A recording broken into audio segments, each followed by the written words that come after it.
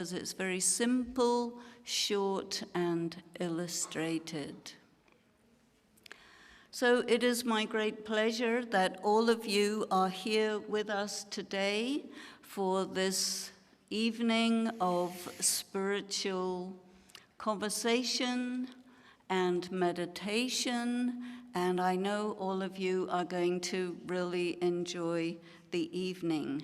And I would like us to begin with a dance, and this dance is a dance by Sisters Leah and Esco. But before we have the dance, I'm going to ask our stagehands to just clear the stage a little bit, because we need this for the two sisters to dance. They need this area here.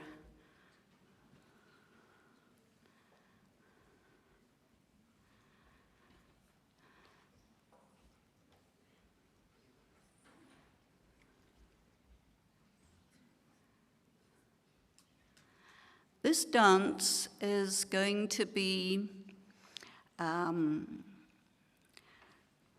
Leah and Eseo, who are trained by Bharati Reddy, and this is a Bharatnatyam dance. Do all of you know the meaning of Bharatnatyam? Have you heard of Bharatnatyam, yes? Bharatnatyam is the classical Indian dance, which is very formal and uses all kinds of movements by the hands, by the eyes, by the head, by all parts of the body, and these are usually on religious themes. And so the theme of the dance this evening is Ganesha.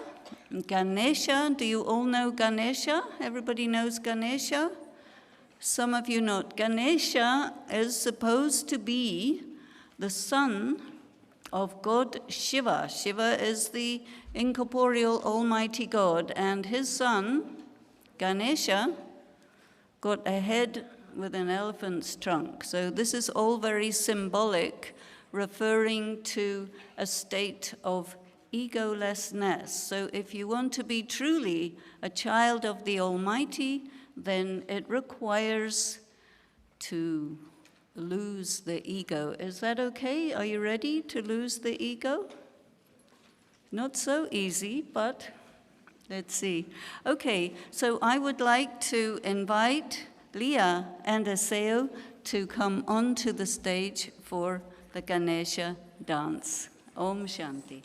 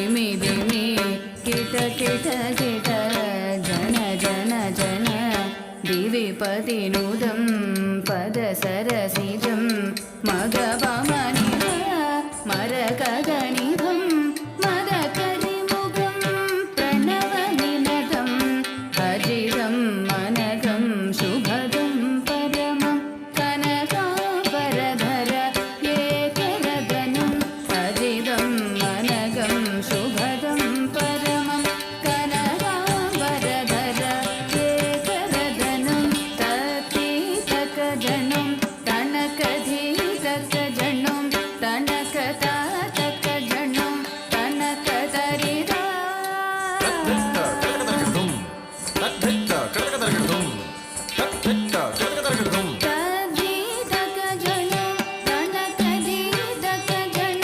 तनकतातकजनं तनकतरिदा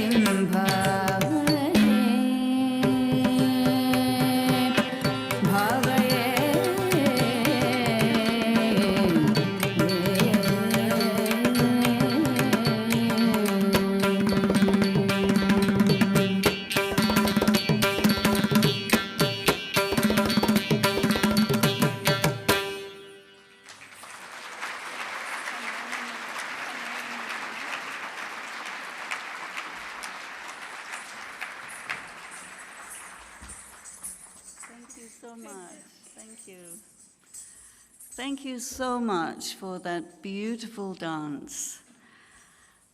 And now I would like to just make a brief announcement concerning the translation. Die Übersetzung in Deutsch wird auf Kanal Nummer 1, so in eure Gerät, Kanal Nummer 1 für Übersetzung von Englisch ins Deutsch.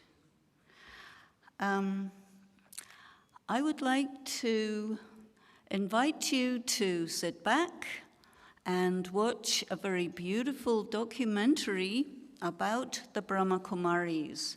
I'm sure most of you have some idea about the Brahma Kumaris, but it's quite an interesting organization with a history, and we have been in the Western world since the mid-1970s, including here in Frankfurt, which was one of the first places where centers started in the West. So please enjoy the documentary.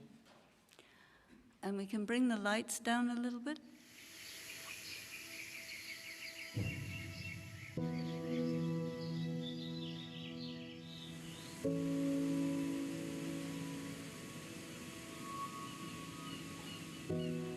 Of the many wonders that surround us in the natural world, one of the most intriguing and enduring mysteries is that of the transformation of the caterpillar from a chrysalis to a butterfly. Tired of its endless feasting, the caterpillar reaches a point where it can consume no more. Instead, it turns within and begins to imagine a very different reality.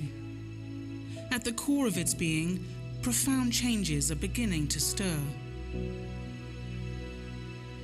It's a process I recognize within myself, as I too become still and sense the stirrings of an inner awakening. I too ask myself the question, who am I? What is my true potential? As I move from fear to freedom, from hopelessness to hope, I begin to take the first steps on my own journey of transformation. The story of the Brahma Kumaris. It was just such a calling which stirred in the heart of the founder of the Brahma Kumaris, Dada Lekhraj, who soon became known as Brahma Baba. The impulse for change came as a result of a series of visions he received, in which he saw how the world itself was to undergo a process of profound transformation. The changes that came about in Brahma Baba as a result soon brought about changes in others too, who likewise were feeling the urge for something new. The small group that formed around him, mostly women, became known as the Daughters of Brahma, the Brahma Kumaris.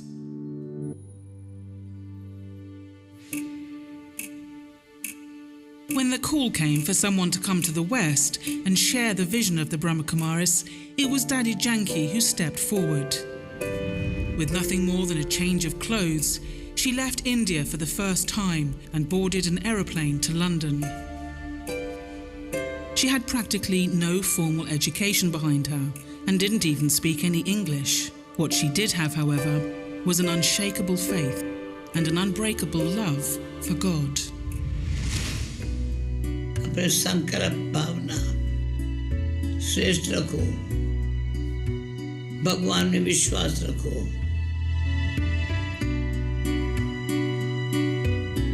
विश्वास तब होगा जब हिम्मत होगी, सच्चा बन करके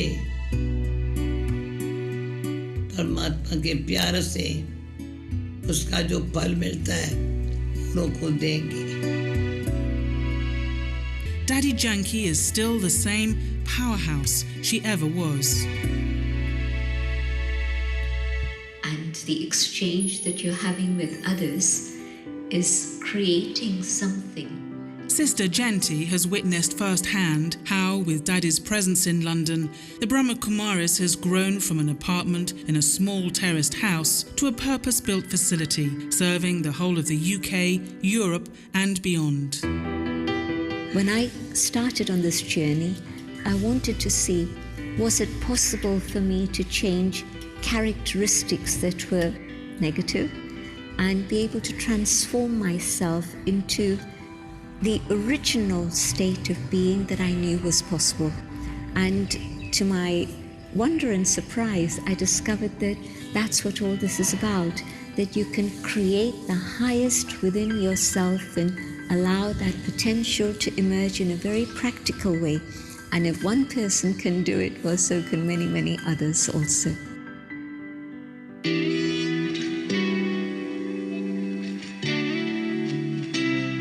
The Brahma Kumaris was established in 1937 in pre-partitioned India. It now has a presence in 110 countries through a network of over 4,500 centres and more than 1 million regular students worldwide. Soon after the establishment of the Brahma Kumaris in London and in 40 cities throughout the UK, meditation and retreat places were established throughout Europe.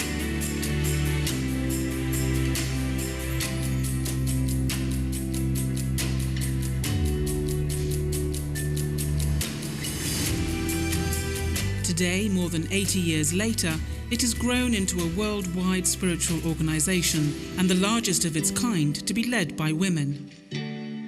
Like the transforming cells of the chrysalis, which group together to form supportive clusters of new butterfly cells, the Brahma Kumaris has a global network of centres where spiritual support encourages innate potential to flourish.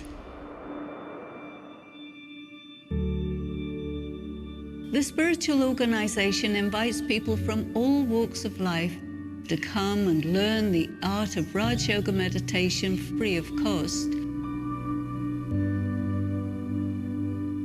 Everyone, regardless of religion, race, social or economic status, is welcome to study the spiritual knowledge and meditation.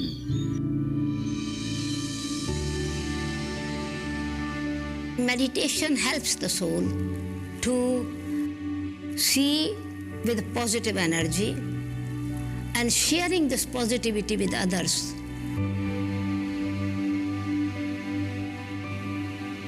Putting those positive qualities into practical actions, and with self-transformation, hope is created that eventually the world will become a positive place to live.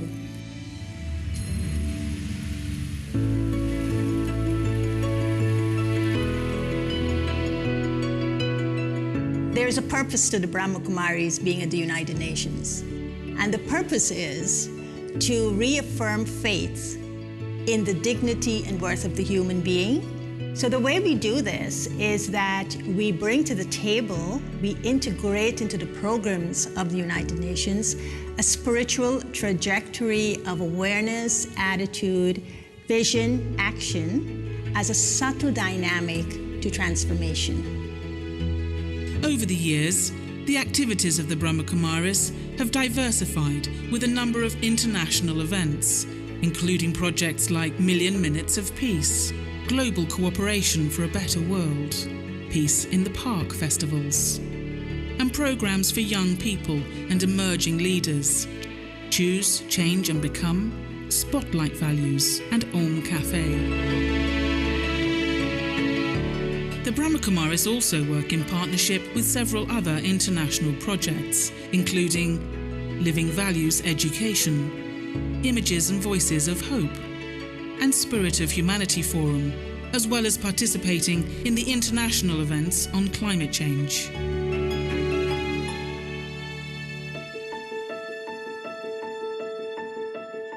Wherever the Brahma Kumaris centers exist, they play a significant role in the community. Whether it's supporting people in the aftermath of a disaster, encouraging women to make positive changes to their lives, helping teenagers cope with the huge pressure of modern life, or just supporting individuals generally who wanting to grow and change within themselves. We are there to help. Whenever we can, we are there to serve.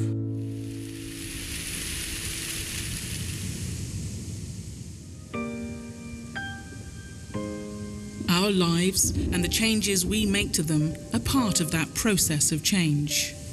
Each small step affecting the whole. As the butterfly flaps its wings, the effects can be felt on the other side of the world.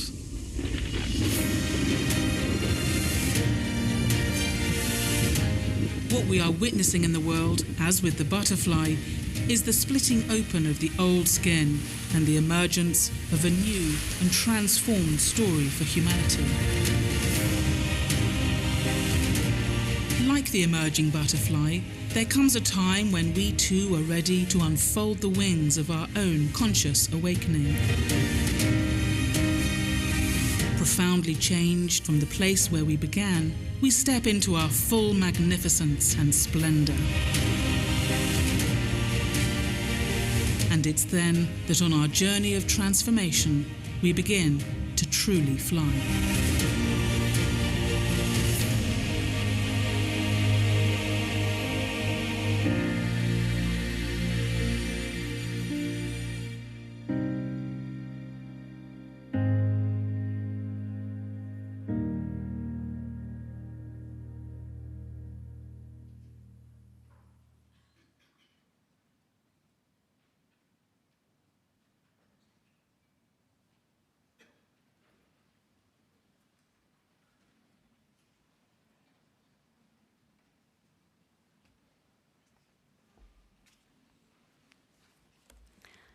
Om Shanti.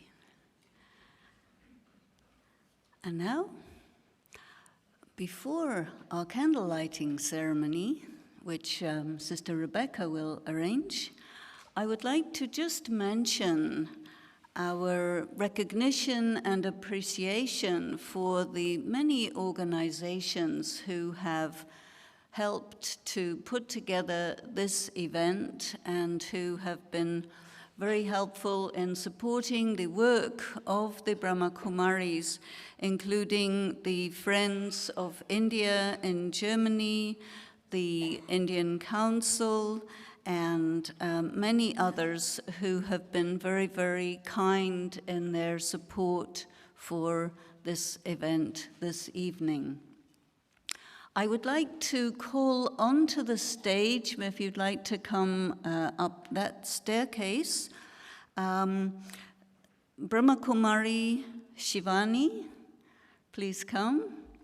Brahma Kumari Sudesh Didi, and Brahma Kumari Sudesh Didi is in charge of the Brahma Kumaris activities in Germany.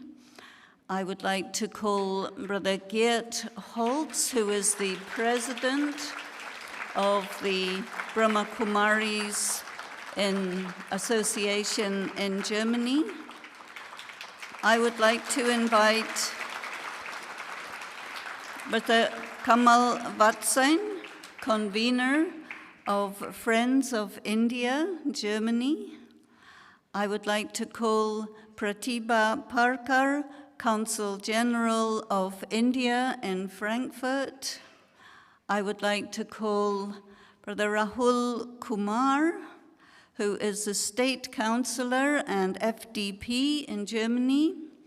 I would like to call Mr. Wolf Dieter Hassler, who is the Council Leader for Kelkheim. And please join us for the candle lighting ceremony. And we will begin the ceremony with a moment of silence in which we will play a special song from India for this occasion. So join with me in a moment of silence to inaugurate these candles that symbolize the enlightened souls.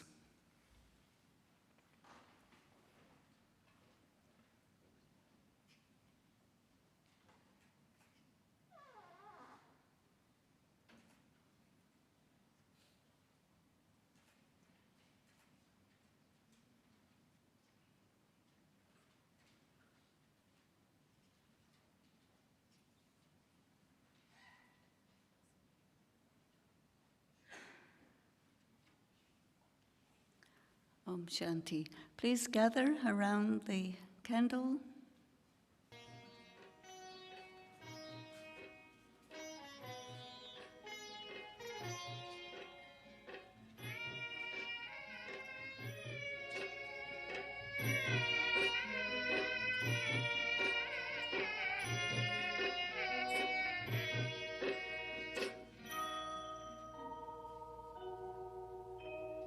ज्योत जगाओ, ज्योत जगाओ, विश्व शांति की ज्योत जगाओ, ज्योत जगाओ,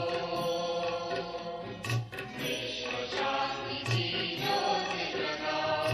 इस धरती से अशांति का अंधकार मिटाओ, ज्योत जगाओ,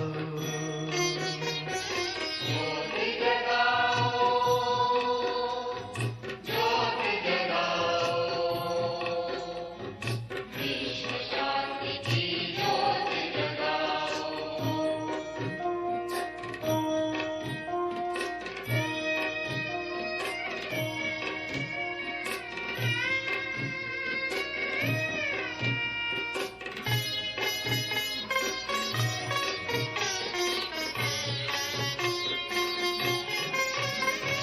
जग के ओ माटी के खिलौने बैर कभी ना रखना, जग के ओ माटी के खिलौने बैर कभी ना रखना। अहिंसा के तुम पथ पर चल के आपस में ना लड़ना, अहिंसा के तुम पथ पर चल के आपस में ना लड़ना।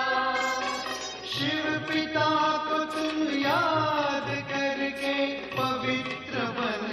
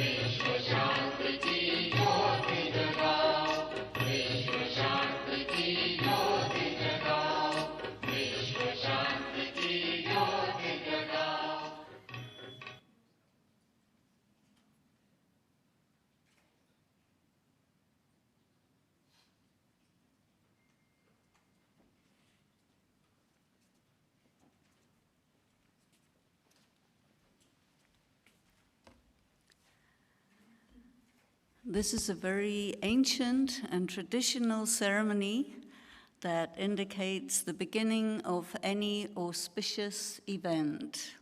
Fire is a purifying agent, and so all of us will purify our souls in the fire of purity and love for the spiritual. I would like to thank our guests very much, and please take your seats. And I would just like to invite Sudesh Didi to speak a few words of welcome to all of you before we listen to Shivani Ben. Sudesh Didi.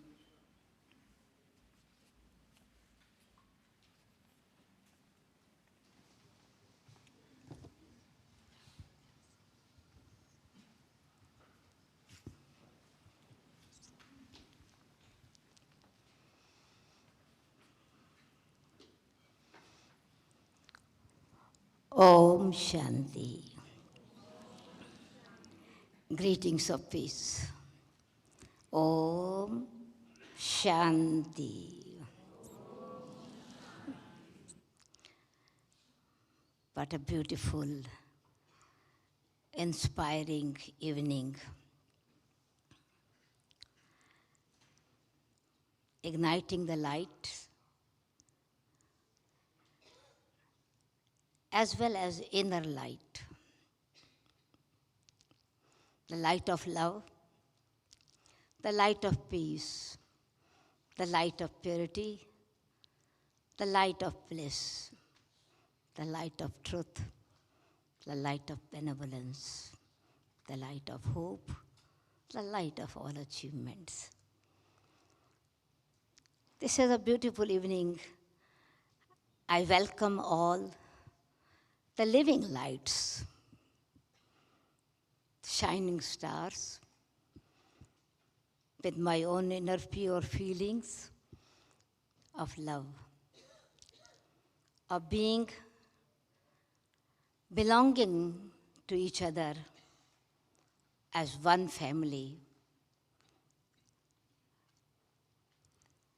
Shining stars, sparkling diamonds, of one beautiful ornament studied together, who have the hope, vision to create a beautiful world with true understanding what we want or what we are. It can be in the form of emotions, it can be in the form of vision, it can be in the form of clear understanding. Of course, one can think, feel, handle the emotions of being an detached observer, active actor, or being director, detached observer, or absorbing the emotions. what is the impact and effect on our life. You are going to hear from very special soul who has inspired, encouraged, became example and sample for millions of souls with her own life, practicing, experiencing, expressing, sharing with others. I welcome Shivani Ben, and I welcome all of you.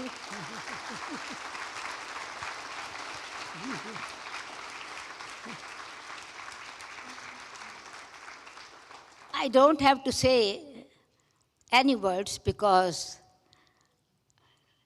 you yourself are actually saying few words from your heart.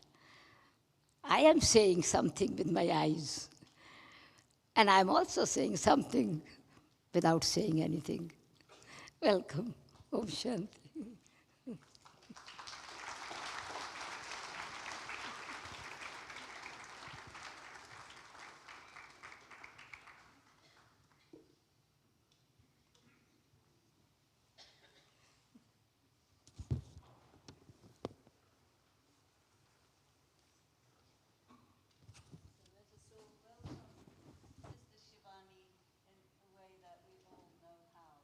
Put our hands together.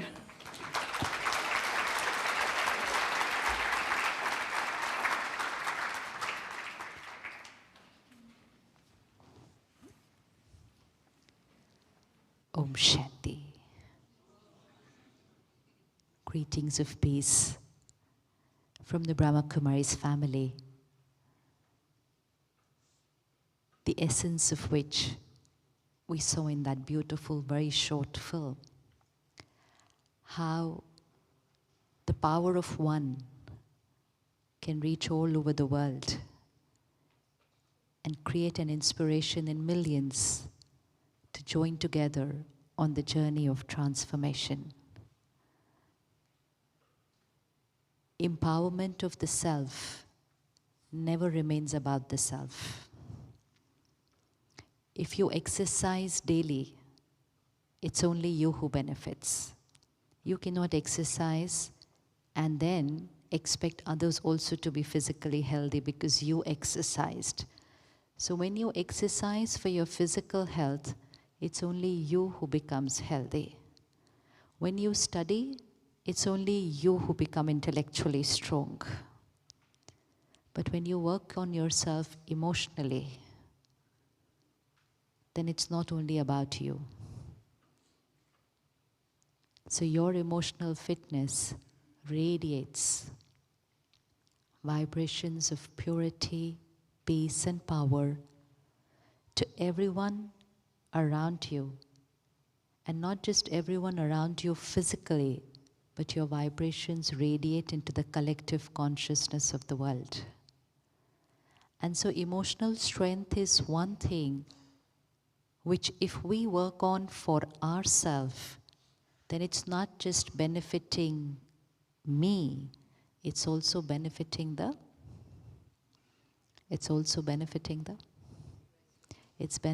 world.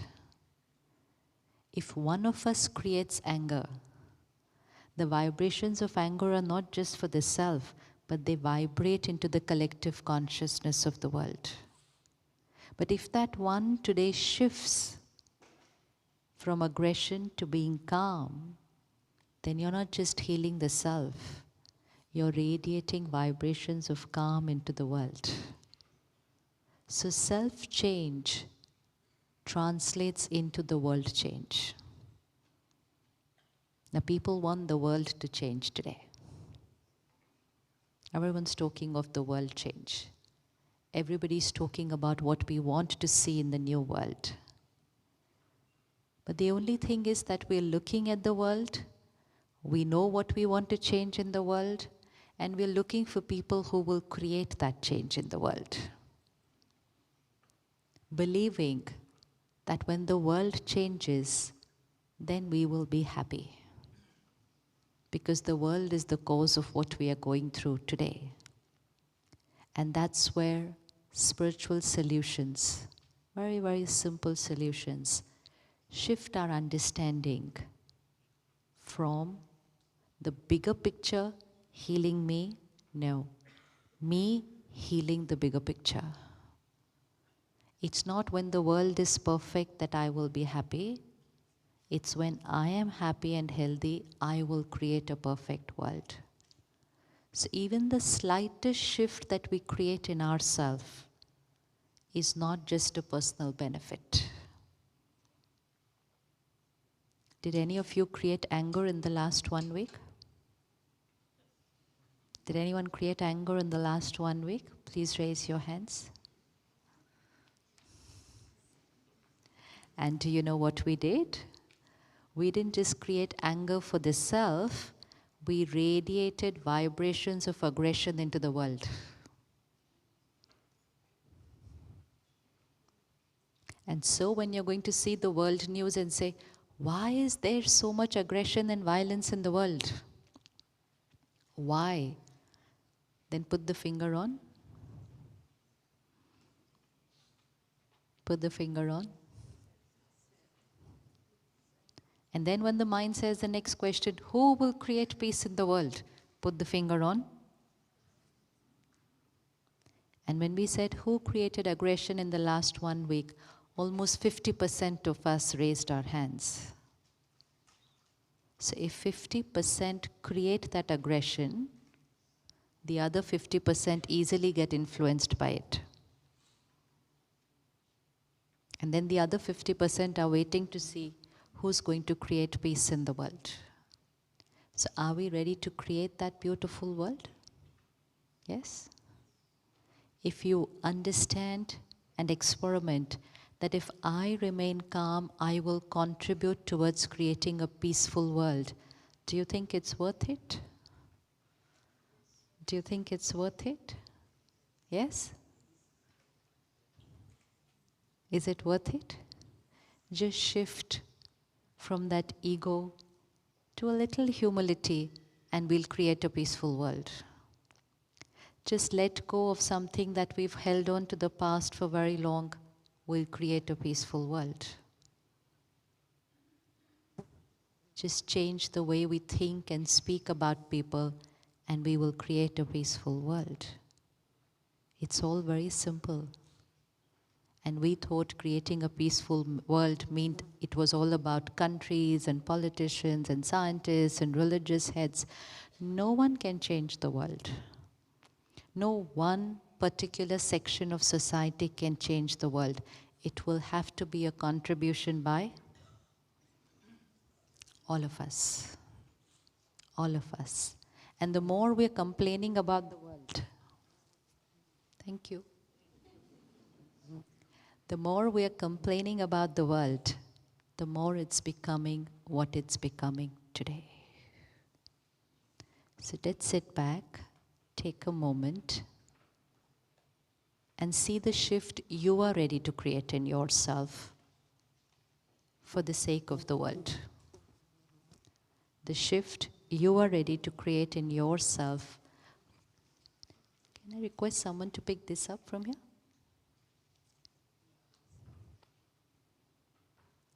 The shift you are ready to create in yourself for the sake of the world. Sit back.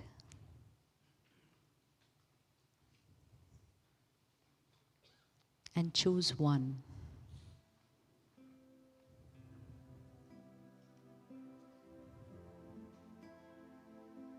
One change.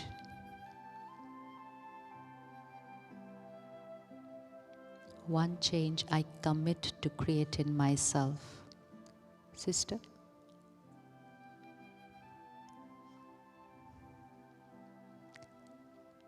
Backstage, not in the front. The one change I'm ready to create in myself.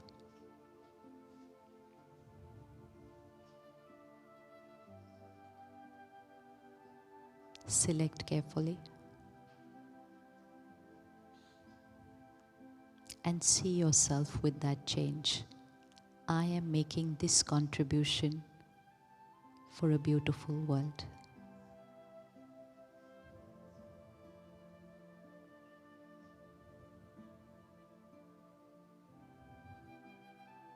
Let it be a very, very simple habit. I'm ready to change that today.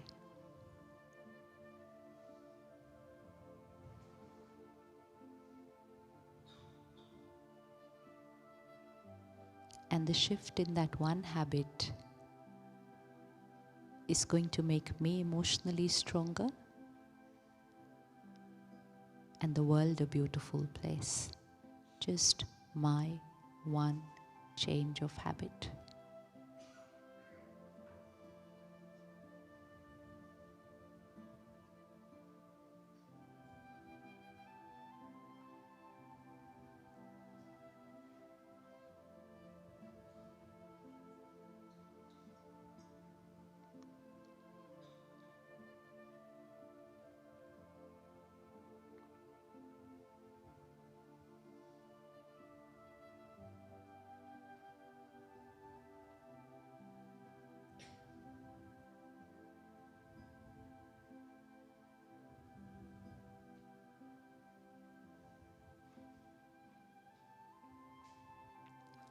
I create the energy of the world.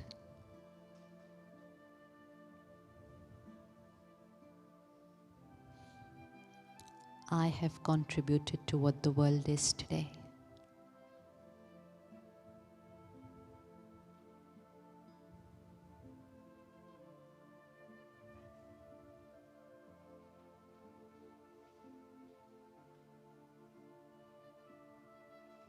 And I am making this change for the world I want and everyone wants.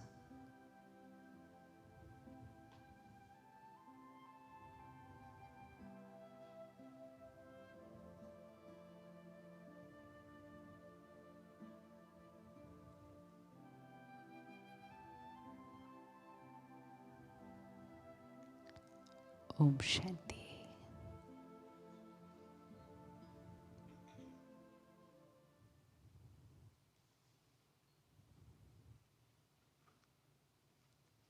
Please show your hands, those who have selected something that they're ready to change.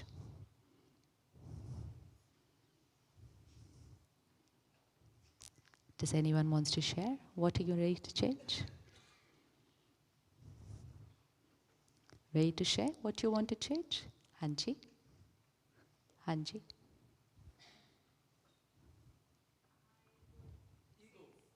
Ego. Ready to give it up? Ready to give it up. Beautiful. What else?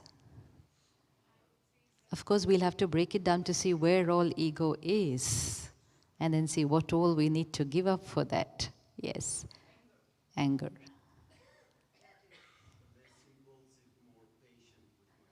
More patient, less impulsive. Yeah. What else, Hanji? Grudges.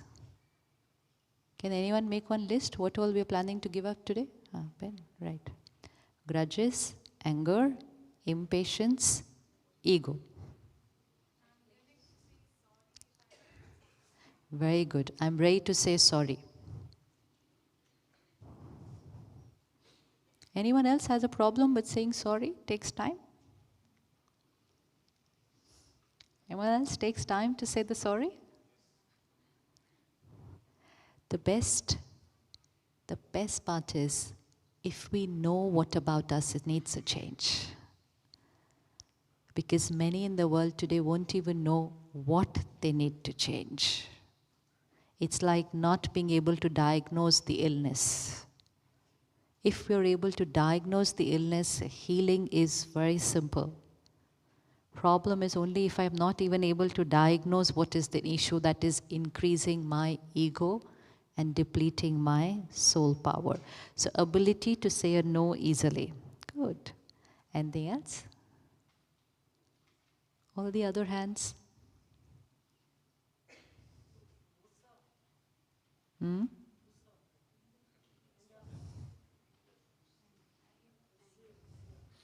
Translate?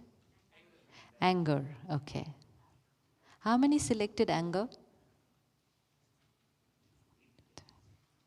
Good. About 20. Anything else which has not come up in the list? Jealousy. Yeah. Always complaining. Beautiful. Finding a lot to complain will be shifted to? We will shift from complaining to? Shift from complaining to?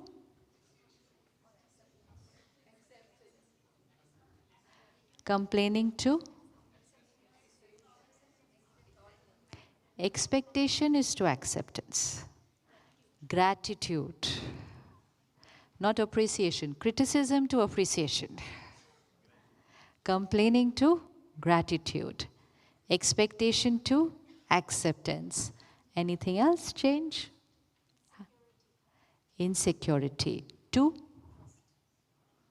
Insecurity to?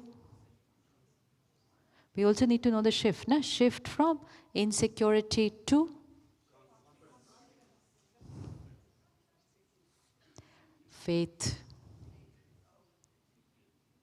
Faith in yourself, faith, and faith in your own destiny. We need to have faith in our own destiny. But we will have faith in our own destiny when we have faith in our own karmas. And if my every karma is right, then my destiny will be perfect. Nothing to fear, nothing to be scared of.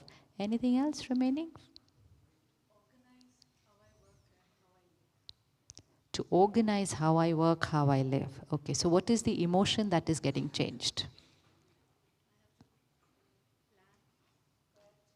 So what's the emotion that we are changing? Confusion, chaos, postponing things for another day, postponing things for another day. This can be done tomorrow. Or putting it out for somebody else to do it.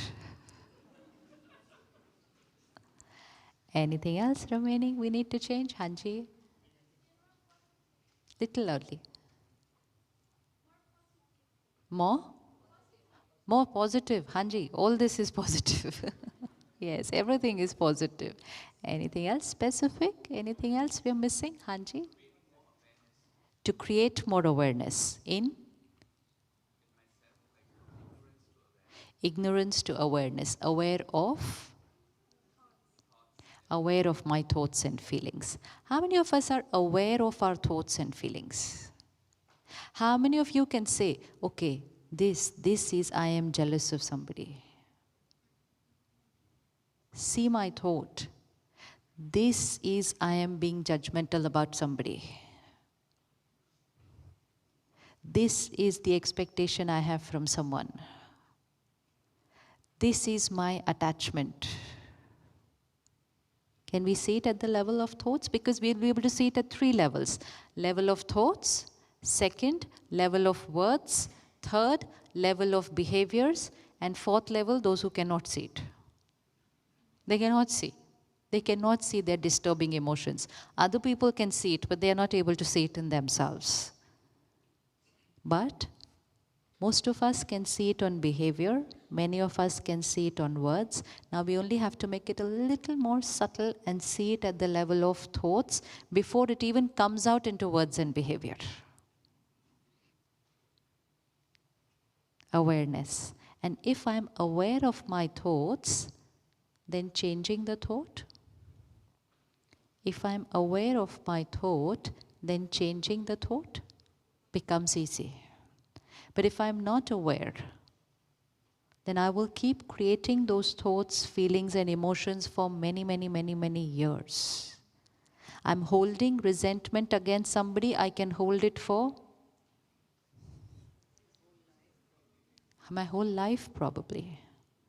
And spirituality gives another important answer, that if I do not let go of something my entire life, then if I don't let go of something my entire life, let's say today I have an issue with her and I hold on to resentment here and I say, I cannot forgive, I cannot forget. What she's done cannot be forgiven, cannot be forgotten. And my lovely friends also said, don't forgive. If you forgive, she'll do it another time. So don't forgive. Don't forgive. Because if you forgive, people start taking you for granted. So I hold on to it. 10 years, 20 years, 50 years, I hold on to it here. And then one day, suddenly, I leave the body. She's left behind. I leave her behind. What she had done is left behind. But what's the only thing that's going with me? What I held on to here is going with me. And then the soul will enter the womb of a mother. The soul will enter the womb of the mother with its emotional wounds of the past. Many of us say, why is it that we will carry this to the next birth? Where is the proof that we are carrying it to the next birth? The proof lies in the fact that every baby is different. Every child is different. Even twins who are born identical physically, personality-wise are different. You will be able to see 2 6-month-old children also behave differently. One child is very peaceful, very calm. One child is very cranky. One child shouts loudly. Different behaviors even from that age. They haven't done any karma. And then as they grow up to 1 year, 2 years, you will be able to see one child gets hurt very easily, the other child just forgets about it. One child has sibling rivalry, gets hurt if the parent gives more attention to another one. Another child, no difference. Because one soul carried the feeling of rejection from the past, and because that soul carried the rejection feeling from the past, now that soul is in a 2-year-old body. So a 2-year-old child, and then when their parents are, giving attention to the newborn baby, 1 month old, 2 month old, a 2-year-old child can feel rejected.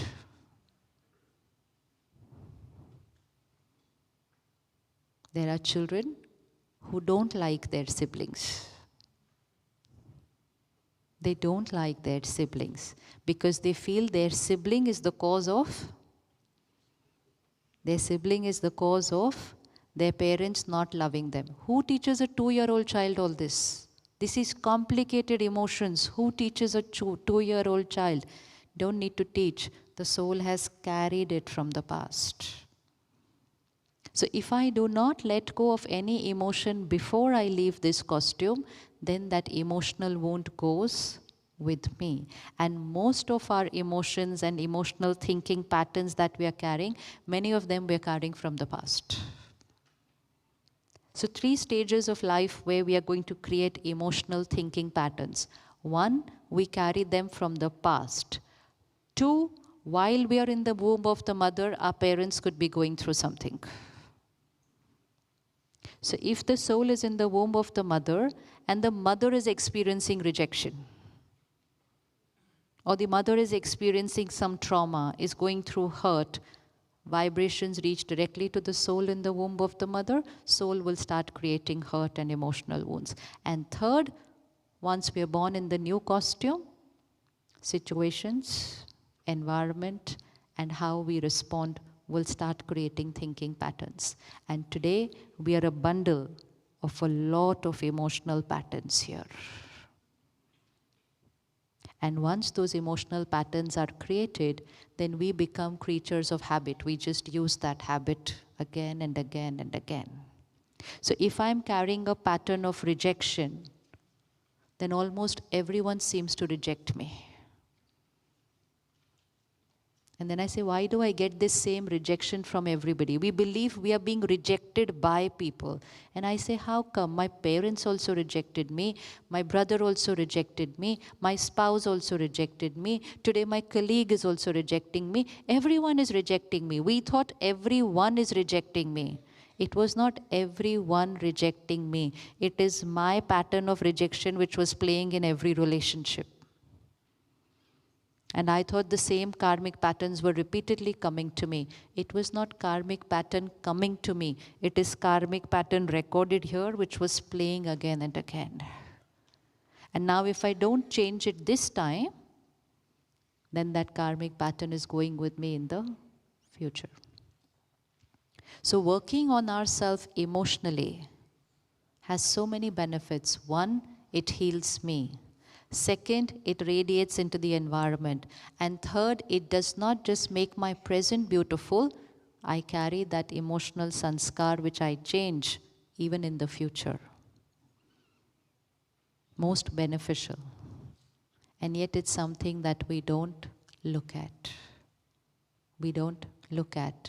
We're just carrying on life with the same thinking patterns. Is it easy to change a habit? A thinking habit. A feeling habit. Easy to change? How did we create the habit of creating anger? How did we do it? How did it become my habit? Unknowingly it became my habit. Out of? Yeah, fear of losing something. But how did I create it? I created it first time, right? It can't just come from anywhere. I created the first time. Reaction to something. So how did it become my habit? Simple, by repeating it. How many times do I need to repeat it to make it a habit? How many times do I need to repeat something to make it a habit? How many times do we need to repeat? How many times to repeat something to make it a habit? Depends on that person. So one thing is certain, I created that habit. How did I create it? By doing something that way a number of times. After it becomes my habit, now I don't choose the habit controls me. Like, for example, the first time someone was offered a cigarette, they chose, the mind gave options. Should I smoke? Should I not smoke? Should I smoke? Should I not smoke? The mind created options of whether it's healthy for me, not healthy for me. The intellect said, it's okay. No harm if done once. I took a decision, came into karma. Second time, again I was offered two options. Should I smoke? Should I not smoke? Should I smoke? Should I? Intellect again said, did anything happen last time? Nothing, na? Karo. Do it again. Second time, third time, fourth time, fifth time. All these 5, 6 times, mind was creating options. Should I? Should I not? Intellect was taking a decision, yes or no. And as per the decision, I was coming into action. But once done a few times, now the stage of creating options, should I not, that stage is over. The stage of taking a decision, yes or no, is over. Now it is directly into action. And when something comes directly into action, without choosing, without taking a decision, now I am not choosing that action, that habit has taken over me. And then I feel that I have not done this, it just happened. The first time a child will tell a lie to their parents, they'll choose, they'll think, should I not, should I not. 2, 3, 5 times. The stage of options of the mind and decision of the intellect is gone, and now it's become my habit. And when something becomes my habit starts controlling me. Important is, can I change the habit?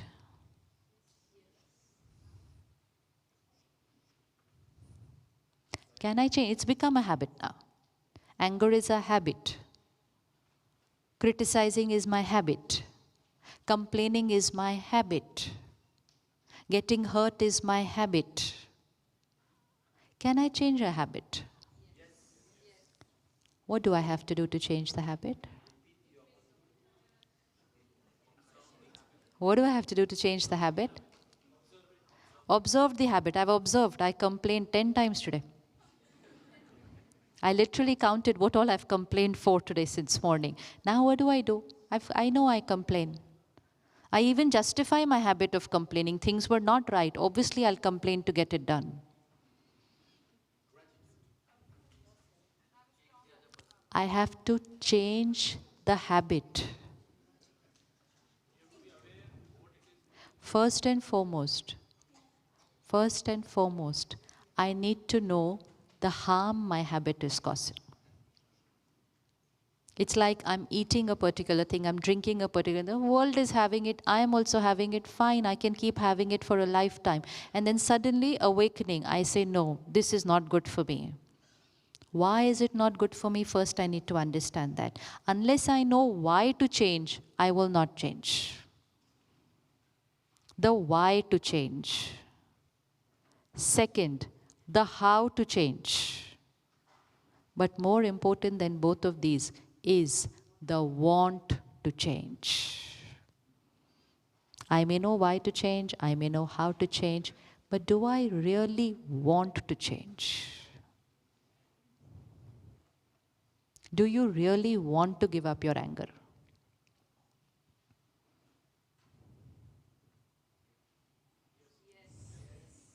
Because if you give it up, then it's gone forever, then it won't come back. So you be sure you want to give it up. Do you really want to? Because most of us are not giving up because we don't really want to give it up, because we believe it's needed once in a while. It's like cleaning the closet every 1 month. I look for certain things which I haven't used for years. And then I pick it up and I'm about to throw it away, and then my mind says, no. What if sometimes I need it? So I put it back. And there are certain habits I've just been holding on for that reason. But because I'm holding on to that habit is here in my emotional pattern, and it will come out in my action. So I need to choose a habit which I'm ready, that I want to give it up.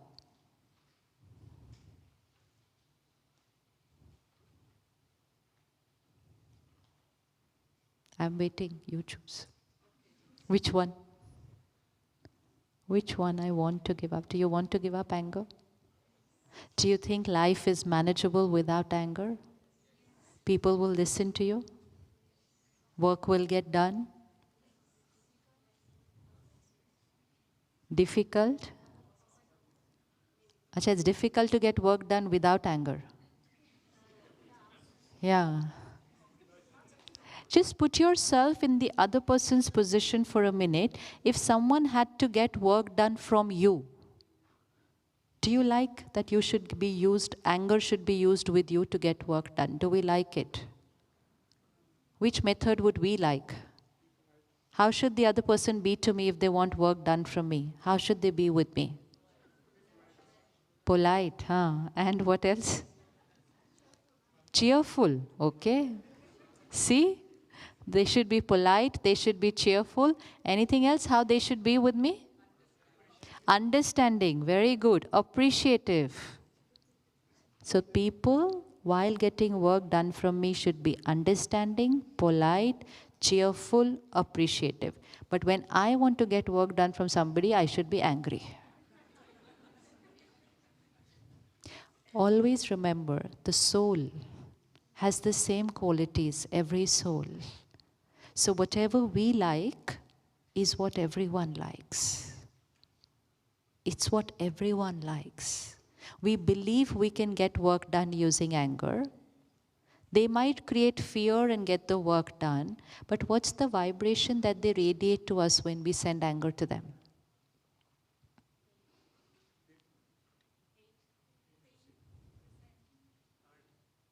If you use aggression with somebody, even if you use it for a minute, have you checked how much time it takes them to heal themselves and forget about it? How much time do you take if I get angry with you here in front of 500 people? How much time will you take to forget about it? Take a while, I know. How much while? How long do you think it takes you to forget and just heal it and clean your mind out of it? Maybe a day or two. Now, I will use the anger with her for 30 seconds. She's going to hold on to it for 30 hours. And that too, trust me, she's going to take a little longer. Each time she hears my name, she'll say, oh, she. Each time she hears somebody else talk about it, she will not forget it for a very, very long time. Not for a very, very long time. And so, which means, when I use that energy in my karma, I make an investment of 30 seconds. The return for which I get for?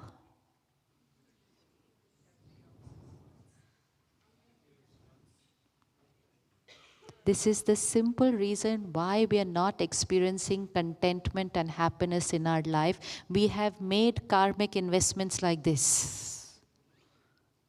Return of which is pain in our life. We don't even know when and where we've made those investments. And they are still holding on to the pain, and they keep radiating that energy of pain to us, and we don't know why we are happy. Why we are not happy. Check. Can I get the same thing done without using anger?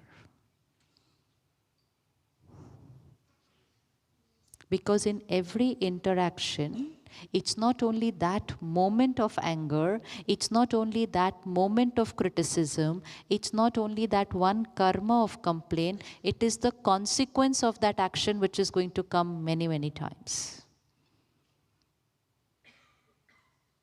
Isn't it worth it to create the shift?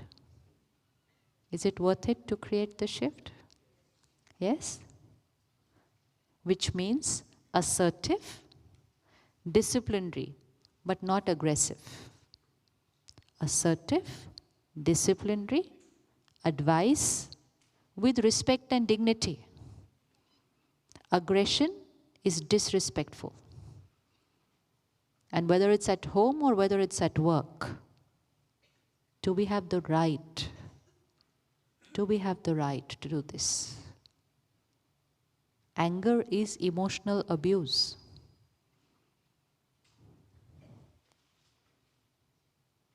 It's depleting me, it's depleting them, it's depleting the environment, it's depleting the world.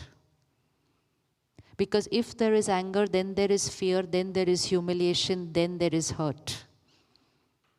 And if I eradicate anger, then I'll be able to eradicate fear, humiliation, hurt. Gone. And who's the first person who's going to benefit? The next time you get angry, use the monitor which checks your blood pressure and use the monitor which checks your pulse. And attach it to you just at that moment when you're getting angry. And you see that it's no more just an emotion, it's also affecting the body. And yet I believe anger gets work done. It may get work done, but it's depleting my happiness, my health, my relationships. And I'm getting emotionally weaker and weaker and weaker. And then we start using that anger for the most insignificant things. And then we start getting angry for nothing. Some people are getting angry for no reason. It's become their way of living. It's become their way of being. 24 hours. 24 hours. Sunday, holiday. Tomorrow, Sunday, holiday. People will be their way. I will advise, I will suggest, I will instruct, I will discipline with respect and dignity. Yes? Yes? Simple? Personal guarantee? Personal guarantee? No guarantee about how people will be tomorrow. This is what's needed. This is emotional fitness. No guarantee about how people will be tomorrow, but guarantee that this is how I will be tomorrow. Physical fitness means no guarantee what the weather will be tomorrow. No guarantee how the water will be tomorrow or the food that I eat, but guarantee that my immunity system is so strong that I'll be healthy. So fitness means my health is not dependent on situations and people. And so emotional fitness means my emotions are not dependent on people and situations. I'm angry because someone or something was not my way. And the most important thing is I need to fit it here once and for all. People and situations are not going to be my way. And I will prepare my mind that when people and situations are not my way, I will respond with respect and dignity.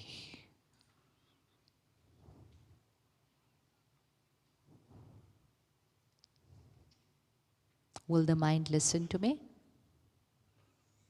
Will the mind listen to my instruction? Yes? Yes? For our own mind, we say, no, it will not listen.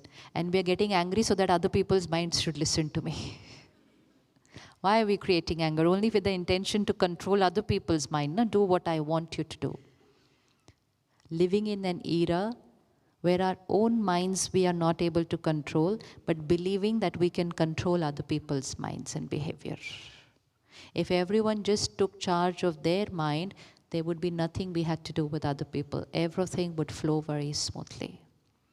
So first on our list, people and situations will not be my way. I will discipline, I will instruct with respect and dignity. Patience and calm.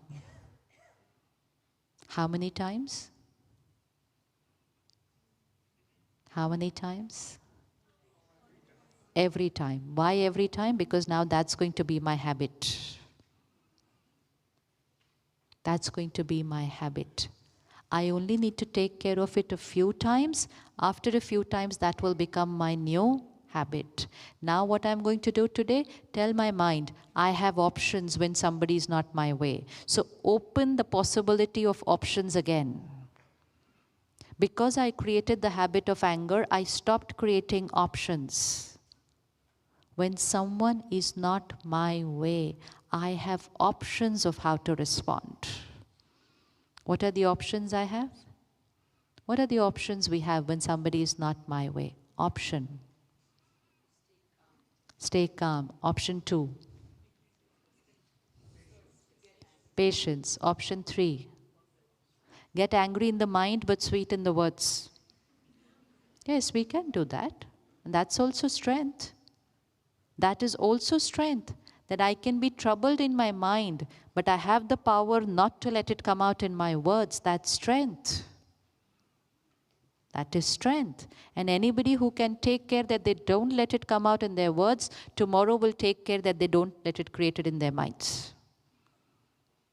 But if I say whatever comes to me, then that anger will only get intensified. Our homes and our workplaces should be no anger zones.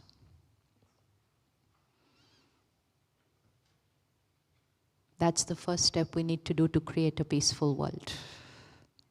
Because everyone using anger to change people and to get work done is responsible for the high levels of aggression in the world today. It's a personal contribution almost all of us have made somewhere, someday, sometime. Can you visualize your entire office, your entire organization, a no anger zone. What would happen to the vibration of the place? How would be the vibration of the place? Calm, peaceful. We will create the vibration and then we will live in that vibration throughout the day. So who's going to benefit with the vibration? Calm and peaceful is not going to be the vibration only of a temple, a church, an ashram.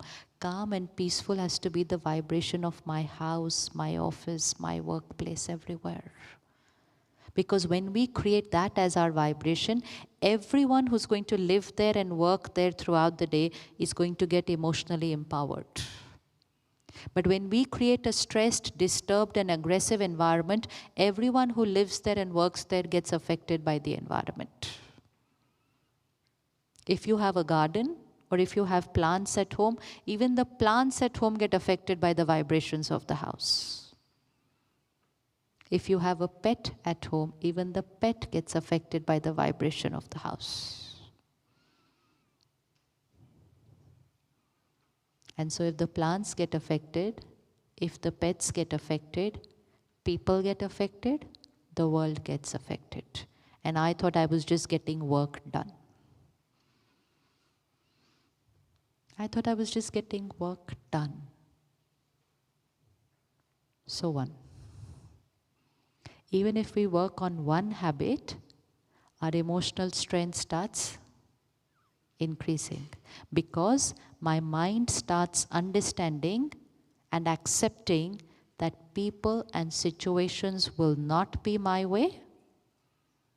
I have to respond with dignity. Simple. Once, twice, 5 times, 10 times, it learns a new way of living and a new way of being. So ready to make your place a no anger zone? Ready to make it a no anger zone? Let's create nice posters and put it up. You are entering a no anger zone. So the ones who are working there, living there, it's for them, it's also for those who are visiting there. No one is allowed. It's a no anger zone. And that is actually a peace zone. And that is a calm zone. When we work on even one habit where we understand that people and situations are not going to be my way, other habits will be easily taken care of. Why do I create hurt? Because hurt is also an emotional depleter. How many of us have experienced hurt? Hurt. And when I experience that hurt, I record here, they hurt me.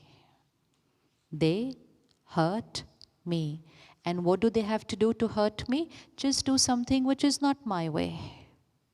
Do something which does not match my expectations that I had from them. The more the attachment, the more the attachment, the more the expectation, the more the expectation, the more the hurt. And yet the world taught me every single day that attachment is equal to love. Actually, attachment is equal to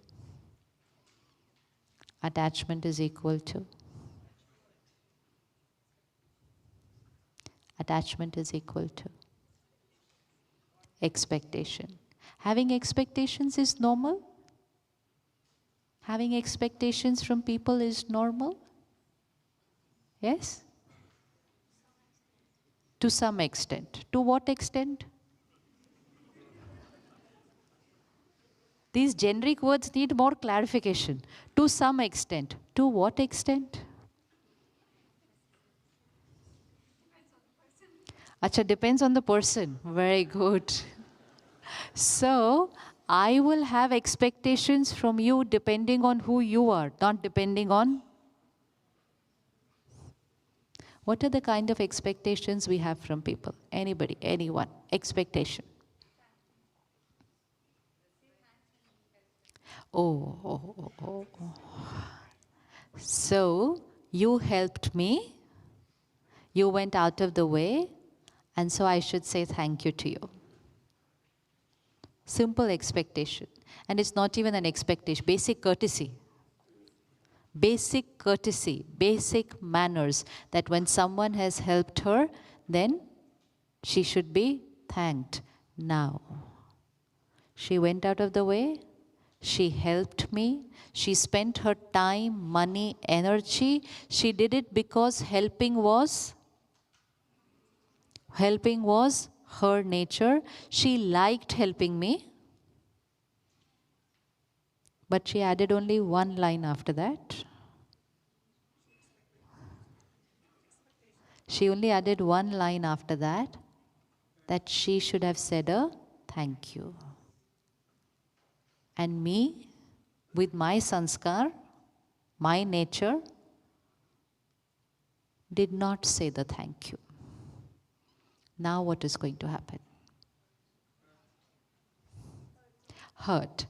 What is the meaning of now you're hurt? How did it create the hurt? I have not done anything to hurt you. I only forgot to say the thank you. I have not come to hurt you. I just forgot to say my thank you, or did not believe in saying the thank you. It could be either ways. Or I took your help for granted, and what is there to say thank you about it? No, what's the hurt? Let's see how it works and we sort it out forever. What's the hurt? I only forgot or did not say the thank you. Where's the hurt? No, where's the hurt? The thought. What did you think when I did not say the thank you? Everybody check your thoughts when you get hurt. Hanji. Disappointment is the feeling. What is the thought?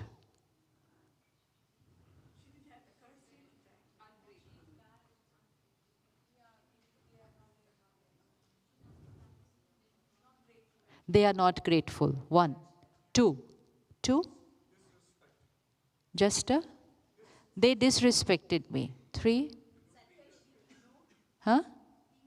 Very good. They ignored me. 5th.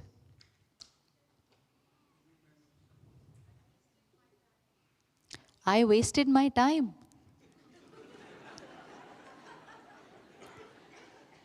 Yeah, it can be. Yes, it can be. Right. Now, Angie? Oh, everything I did was a waste.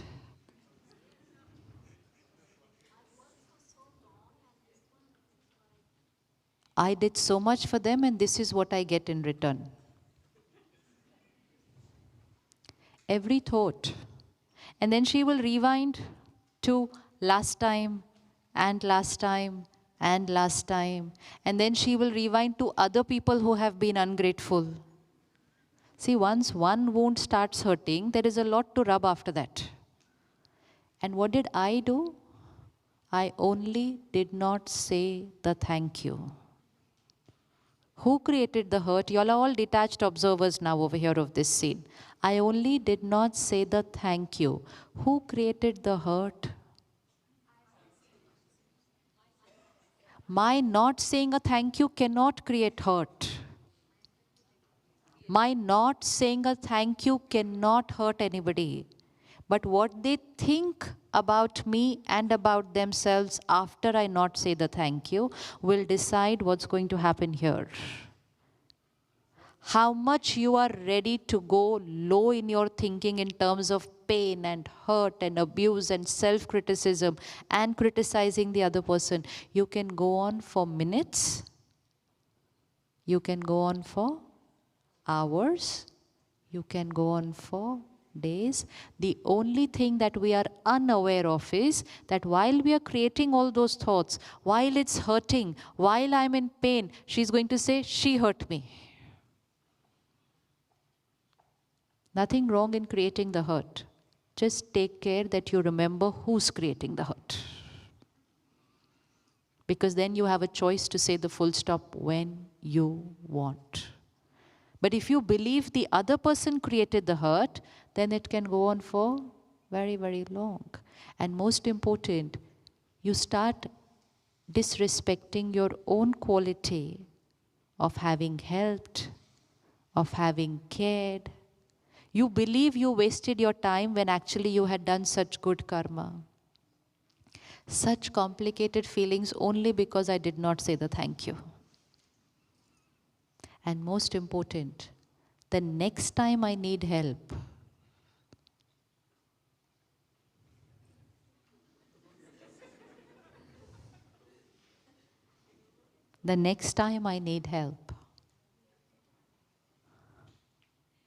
some people will not help next time. Some people will continue helping but continue going into pain. And they will start feeling that they are being emotionally used by other people. And they will decide, next time. And that hurts more. Now that hurts even more when I say, I had decided I'm not going to help her. Why did I help her again? Why? So the question mark is now not on the other person. The question mark starts coming on myself. Now it's not about she's not nice. Now it's I am not nice. I am not doing what I decided to do. Our own beautiful habits, our own values, our own qualities become the cause of our pain. Because we expected something in return, or we expected them to have the same beautiful quality. Choose any one quality. Let's say in this case it is helping. Choose any one quality, but please remember it's our quality if we use it with everyone, always, and we need nothing in return, only then it's our quality. Otherwise, it's a deal. Two things are very different. It's my quality only if it's just my natural way of being with everyone, always, and I need nothing in return because this is my quality. Or the next time you help the person, tell them beforehand. Look, the deal is, why not communicate rather than go through so much pain? If that thank you matters so much, why can't we just say to the other person, do you know what, I did quite a lot. Do you think you can say thank you? And the person will say, sorry, I forgot, thank you, life is simple. It's actually very simple. If I need that thank you, why not just ask for it? Because it's your children. You teach them to say thank you when they're small, but later they forget. They take it for granted. Experience that every day. And if you go and ask the children, and if they're sitting in this same hall, they're going to say, you're my parent. Am I supposed to say thank you to you for everything every day? Come on. Obviously, Dad, you know I'm grateful to you for everything. Why do I need to keep saying it and showing it to you every day? Exactly. Topper? Exactly. This is exactly. So talk to yourself and finish it off. But don't live with that negative song going on and on and on inside. Otherwise, my own quality will become a source of pain. And then the world started saying, it's not a world where we need to or should be kind, because kindness is not appreciated. Because our own values became the cause of our pain. So it was not the value which was the cause of my pain, it was my expectation for that value which became the cause of my pain. Expectation means I expect something from people without knowing what is their nature or what is their sanskar. Like sister said, from today I will say sorry. Now for most of us, we'll look at her and say, what do you mean from today you're going to say sorry? What's so difficult about saying a sorry? What may be easy for us? What may be easy for us because that is our nature is very difficult for another person. She may be having 20 beautiful qualities, but she does not have the habit to say a sorry. And compassion and understanding means understanding that she does not have that habit.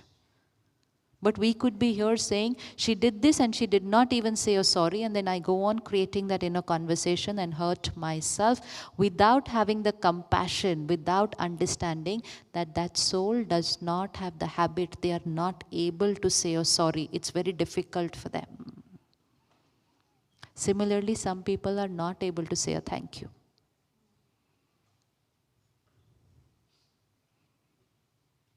They're not able to say. Some people don't find the need to say. Each one of us is different. So when you're doing something for people, decide, are you doing it because you want to do it, or it's a deal about something? If it's a deal, make it very clear, this is what I'm doing, this is what I expect in return. They will also let you know whether they are able to meet your expectations, then decide whether you want to go ahead with the deal or drop it then and there. Yeah, it's very simple. That's how we do business. Put across your terms and conditions. The other person sees whether they suit them. If they suit them, we go ahead with the deal. If we don't, we drop it. But you can't do something for a person, not make the terms and conditions clear, and then just sit back and say, I expected. She's expecting only a thank you. Somebody could be expecting much more. And the other person will turn back and say, if you expected this, you should have told me beforehand that this is what you expected. I would have not taken your help.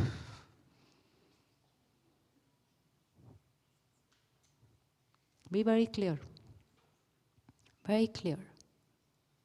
Even between a parent and child, be very clear. We take care of them, we nurture them, we nourish them, we love doing it. It's the most beautiful relationship, where a parent gives and gives and gives and gives, selflessly, unconditionally. And while giving, who's the first one who feels beautiful? The parent themselves. But if after 25 or 30 years, I'm going to look at my child and I'm going to say, do you know what all I did for you? There's a mother here who's been walking for the last 1 hour with her baby here. The baby is not even aware that the mother is doing so much for him. But the mother is aware that she's doing it. But while doing it, the mother has to be very clear. Why is she doing it? Why is she doing it? Because. But if after 30 years she's going to tell the child, do you know what?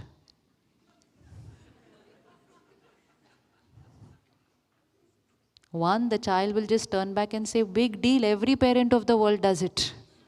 And then everything that you did gets washed out. Or the child can turn back and say, you should have asked me, I didn't want all that you sacrificed for me. Everything will get washed out. So do what is your capacity. But while doing it, we need to be very clear, I am doing this for myself. I am happy while doing it because it's my quality. Helping is not everyone's quality. Not everyone can do it. Not everyone can be there for people all the time when people need them. It doesn't come to everybody. So if I have a beautiful quality, I should value my own value. Appreciate your own self. You will make your quality very, very small. You will make your quality really, really, really, really, really small if you get upset because of one thank you. So from today, new thought pattern. I need no thank yous. Because what has happened over the past many, many years, I have been saying, I need a thank you, I need a thank you, I need a thank you, I need a thank you. So the programming here goes, I need a thank you, I need a thank you. Second programming, I feel good when I get a thank you. Third programming, I'm unhappy when I don't get a thank you. Finished. Now I change the programming of my mind, my thinking pattern, my habit, and I just teach this mind for the next 1 week. I help because I help because I love doing it. And then second line, gently to the mind, I need nothing in return. Forget a thank you. I don't even need help in return. I do not need an acknowledgement. I do not need anything because I did not do it for that. I did it because. So we are shifting from expectations to acceptance. Choose any one value. This is strength. Choose any one value and say, I use this with everyone always and need nothing in return. Because unless I'm able to use it with everyone always with nothing in return, it's not my value. Water. What's the quality of water? Quality of water. It nurtures people. It nourishes people. Does it nourish everyone? Does water nourish everyone? Yes. Always? Yes. Does it change depending on whether someone used water carefully, someone abused water, somebody wasted water? Does the nourishment of water change? No, because nourishing people is the value and the quality of this water. What is my value? Choose one. Hanji? Huh? The vibrations of the? That is the vibrations. We are saying the water nourishes the body? Yes. Nothing can change that. Choose one value. Which one do you think is your value? Anybody, any one value. This is my value. 1. Helping, my value. 2. Caring. 3. Giving. Giving what? Giving what? Unconditional love. Who's giving unconditional love? Thank you. How many of you like this word? Unconditional love. It sounds so good to just hear. Unconditional love. How many of you want unconditional love? How many are ready to give unconditional love? Which one is a better option, want or give? Safe, no wanting. Safe, no wanting. What is the meaning of unconditional love? We all love people. We are not putting conditions on that. We all love people. I love so-and-so. I love my children. I love my family. I love my friends. Why do I need to add the word unconditional over there?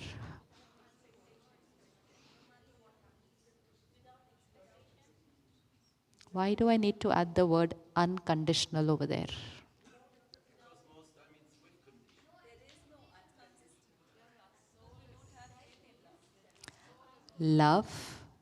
Love is the value of every soul. Every soul original nature is love. Every soul original nature is peace. Every soul original nature is happiness. Every soul original nature is love. If you do nothing to your original nature, you're always radiating love to everyone. It's flowing. You have to do nothing for it. But when someone does something which is not my way, and then I create 5 negative thoughts, and then even if it is just for those 5 negative thoughts, in those 5 negative thoughts, I am radiating hurt, not love. But in our illusion, we look at them and we say, I love you, so it hurts. I'm attached to you, so it hurts. So unconditional love means there's only one vibration which is going to flow from me to people. And that will happen when I am untouched by their behaviors. And I do not shift here. then my original nature of love is vibrating to them. And that original nature of love is unconditional love. But conditional is when I need people to be my way. When I worry for someone, many of us worry for our children. You worry for your children? Yes.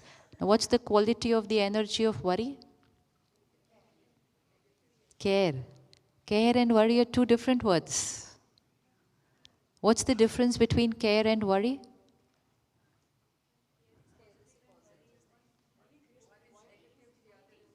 Good. So care and worry is not the same thing? Care and worry is not the same thing? What is care? What is worry? She's sitting on this chair. I care. And so I'm just gently going to go up to her and just shift back a little. I don't want you to slip down. Care. Worry. What if she falls? What if she hurts herself? What if she breaks her bones? What if she's never able to get up after that? There's no end to worry. Create a negative image of what you think can happen, and then use that image to get scared and to even get other people to see that image and get scared. And then she's going to look at me and say, don't worry so much about me. And I'm going to say, I love you so much. So we thought love is equal to worry, love is equal to hurt, love is equal to expectations. So we've attached a lot of negative emotions with the energy of love. And whenever I'm experiencing any of these negative emotions, love is not flowing. At one time, only one energy can flow, either a pure positive energy or a negative energy. So even if it is for 5 thoughts of worry, during those 5 thoughts, I'm radiating negative energy. 10 thoughts of hurt, I'm radiating negative energy. And when I'm radiating negative energy, I'm not radiating that pure energy of love. And that's why love has become conditional. And then we are using the word unconditional love. Unconditional love meaning deleting all these negative emotions. But how will I delete those negative emotions? I will have to work on the basic emotion, and that basic emotion is attachment. Attachment. We don't worry for everybody. We don't worry for everybody. We only worry for some people. Who are those people? They are the people I'm attached to. And attachment means my mind gets affected by this person's behavior and well-being. And the stronger the attachment, vicious cycle of energy, the stronger the attachment, then the more is the stronger the attachment, the more is the hurt. The more is the hurt, the more I'm radiating pain to them. And so actually, unaware, we are radiating more negative energy to people whom we radiate more love to strangers. Yes, we do. Right now I'm sitting here, my original nature of love is flowing to everybody. Now she does one thing which is not my way, I create hurt, then I create negative energy. Otherwise, natural energy of love is radiating. We are all radiating love right now. We don't have to do anything to radiate love to somebody. It's our natural way of being. It's our natural vibration. Peace, love, happiness, purity, power is the natural energy of the soul. So when we are natural, our own self, we are radiating love. But when we shift from our natural, we are radiating pain. So we radiate pain to people who are very close to us. So attachment means my mind is dependent on you. I'm attached. What meditation will do, what spiritual study and meditation will do, it gives me the power to remain in my original state, irrespective of the other person's behavior.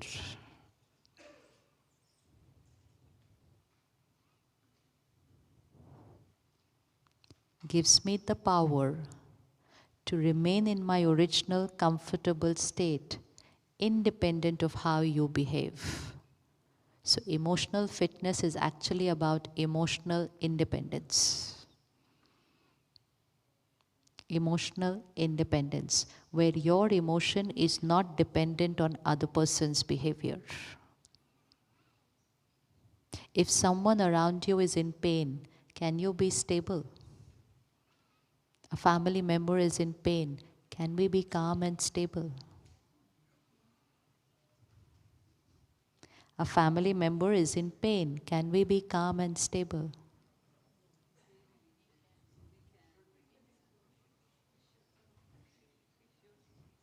Okay, let's go backward. They are in pain. What do they need? Emotional pain. What do they need? Support. What kind of support?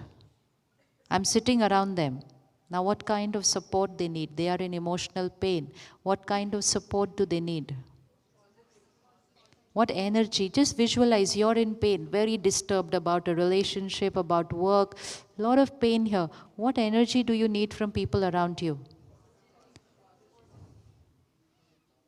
Soothing energy. Energy which will calm you down.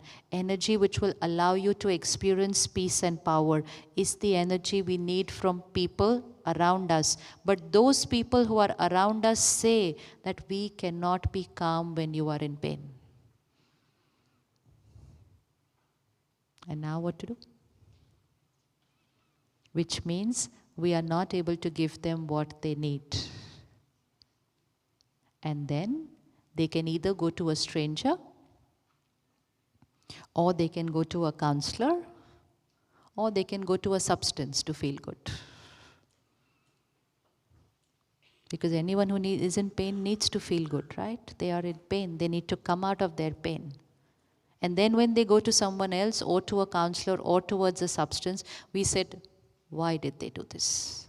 They did it because we were not there to heal them when they needed us. Because we believed that when someone is in pain, our being in pain is normal. If we are in pain, then we are adding pain to their pain. If someone is in pain, how can they handle more pain from family around them?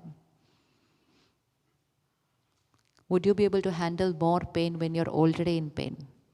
And then suppose you have 4 members in a family and all 4 are in pain that time because of you.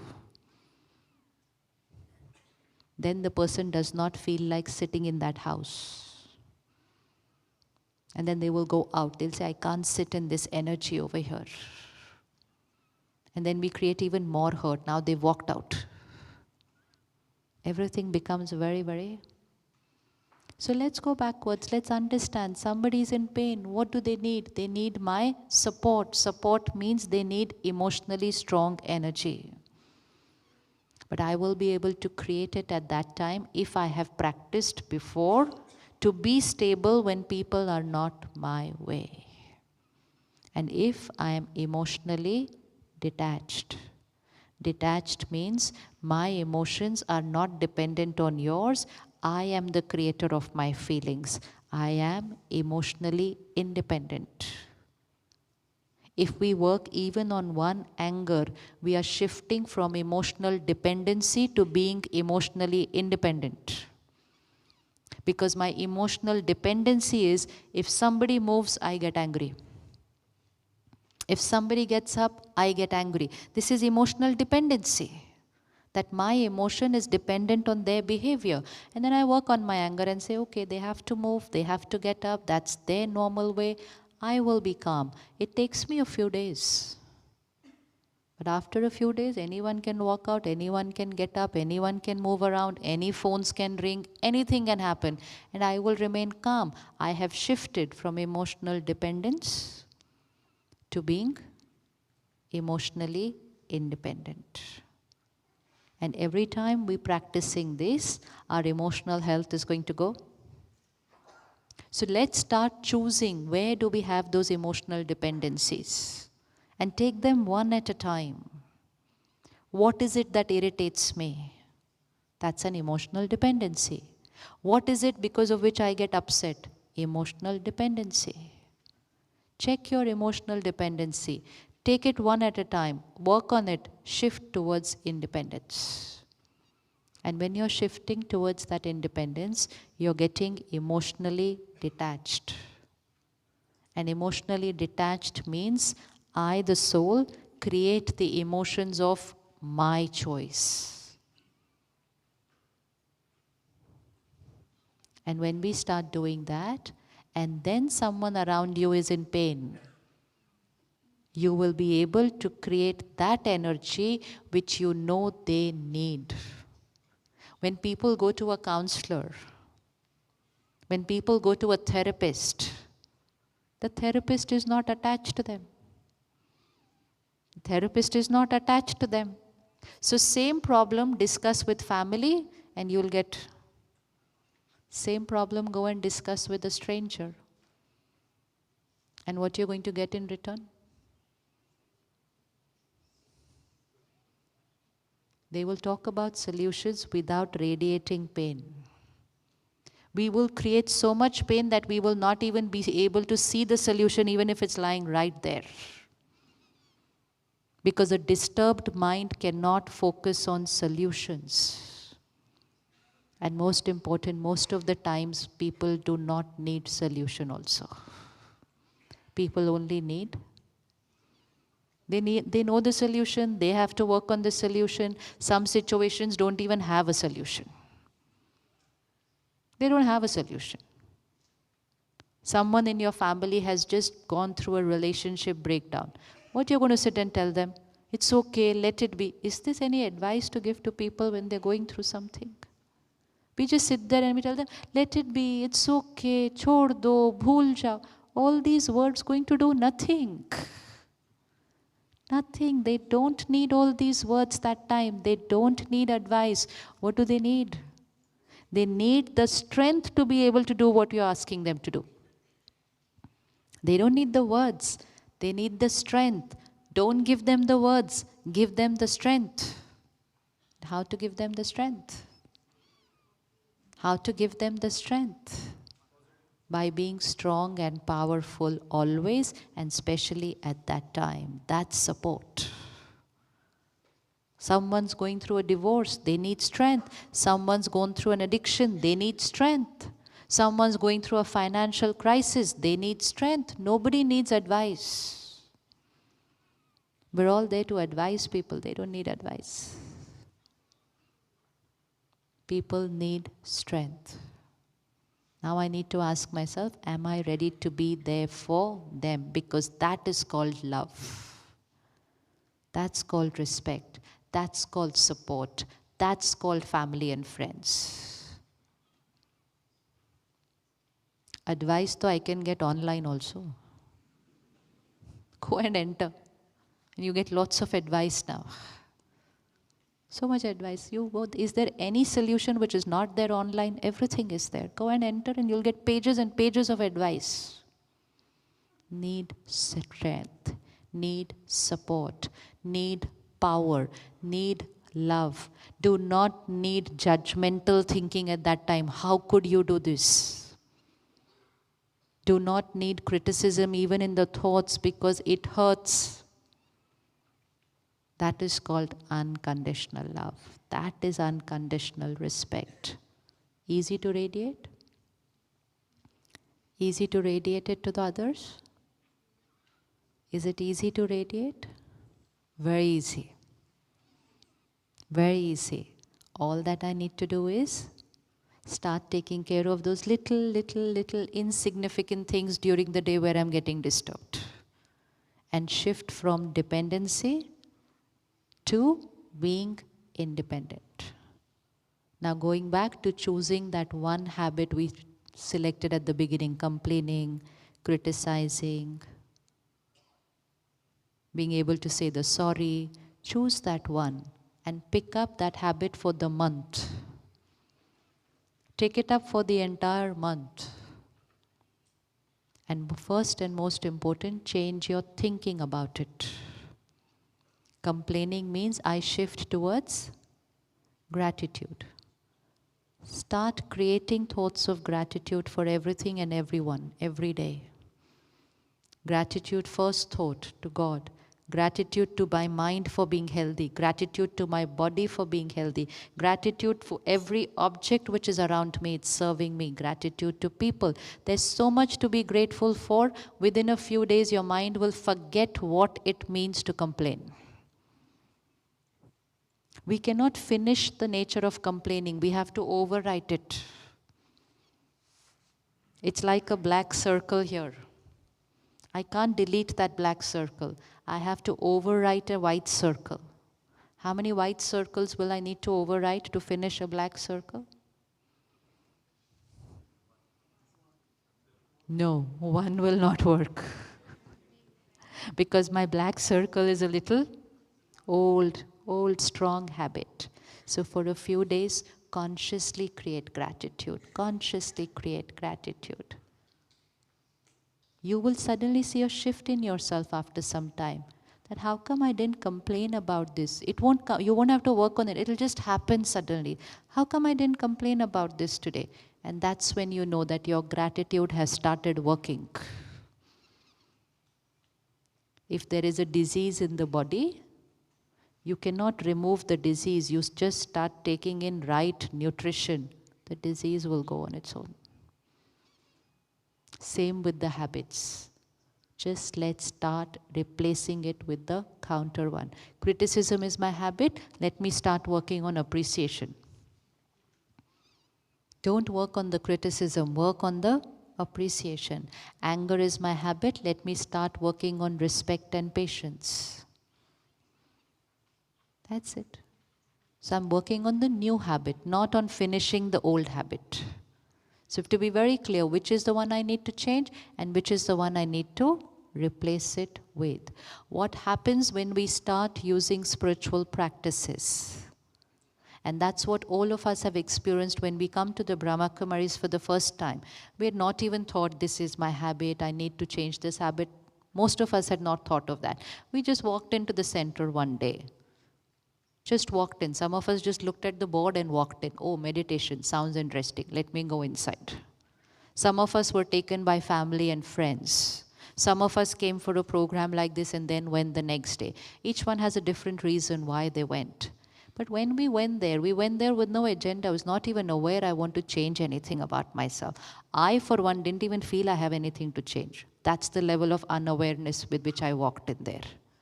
I didn't even want to walk in there. I was literally forcefully taken in there by my family. I said, I don't need it because I believed I don't need it. So much of ignorance. That is the level of ignorance. I thought it's perfect, life is beautiful, I don't need to go over here. But when we walked in there, what happened? Every day, 1 hour of spiritual study meant I was getting fed, emotional diet, getting fed with very pure, positive, powerful words. Words of gratitude, words of appreciation, words of unconditional love, words of respect and dignity. It was just going in and in. And after some months I realized, Acha, I have not been complaining about anybody. When did this change? Oh, today she did this and I did not get angry. When did this change? So it was not even a conscious change of habit. It is a change which happened very, very naturally. Only by changing the diet, what we were consuming. So just take one and work on the counter of it and it will change. Or the easiest way to change it is start consuming an emotionally rich diet every morning. Why many of us are complaining and criticizing today? Because first thing in the morning we're listening to world news which is complaining and criticizing the world. The news is not showing me all the wonderful things that happened in the world yesterday. It's not. And the language is also. And then I listen to it every day and every day and every day and every day. And before I know it, criticism was not my habit. How has it become my habit now suddenly? Because I've been consuming that content. I have been watching too many crime talk shows. And suddenly fear has become my habit. And I say, why am I getting so scared? There's nothing to fear in life. but I have been consuming a crime-based emotional diet. And I sit with my iPad at 10 o'clock in the night and I start watching episode after episode and episode after episode. And it is so stimulating, so addictive that I just cannot stop. And I have just watched 9 episodes at a stretch. Gone in. And once gone in, cannot be deleted. And there it is. I've created my imprint of fear. They are doing business, we are spoiling our destiny. They are doing business, they are making money, we are affecting our destiny. And not just our destiny, our children, our family. Everyone is consuming, just literally sucking into content. Without even checking, is this healthy for me what I'm consuming? This is who I will become when I watch this. So we need to take care. Emotional health is dependent on our emotional diet.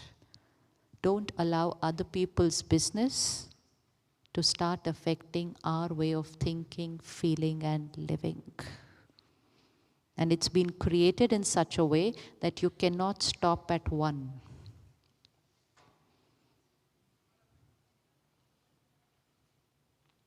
A CEO of one of the top companies of the world today with content. And you know what he said in his interview? I have no competitor. We are already number one. My only competition is when people go to sleep.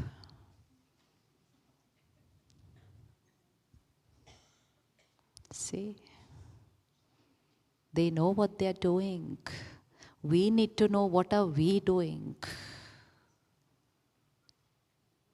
Emotional independence. Choose what to consume, how much to consume, what time to consume, when to consume, and what not to consume. Do not say, I just started watching and I don't even know when 2 hours passed away. This is total emotional dependence.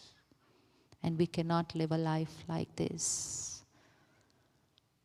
Digital content is going to become the major cause of our emotional disturbances. We need to stop, take charge before it goes out of control. It's already gone way ahead, but even then, stop. And imagine replacing it with the pure spiritual content every morning. See the difference it's going to create. Just an hour every morning. Experiment for 3 months, an hour every morning of pure content, and you won't even have to choose the habit to change. The habits will just change on their own because we are changing our emotional immunity system.